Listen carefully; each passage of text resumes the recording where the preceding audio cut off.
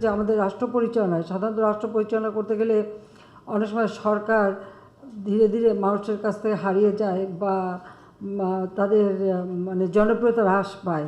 কিন্তু আল্লাহর রহমতে আমরা আওয়ামী লীগ সরকার আসার পর থেকেই জনগণের আস্থা বিশ্বাস আমরা অর্জন করেছি, বরং জনপ্রিয়তা আরও বৃদ্ধি পেয়েছে।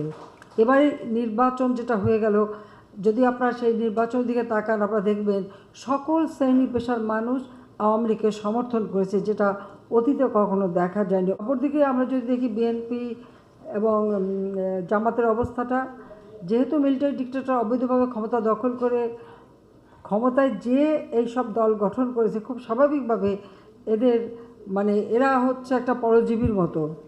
কাজী তারা যে নির্বাচন করেছে সেখানে 300 আসনে তারা 692-94টার মতন নমিনেশন দিয়েছে এবং নির্বাচনটাকে তারা মনে করেছিল যে একটা যেন ব্যবসা, ওই সিট বেচে কিছু পয়সা কেউ কামাই করে নিয়েছে, কিন্তু ইলেকশনের দিকে তাদের খুব একটা নজর ছিল না।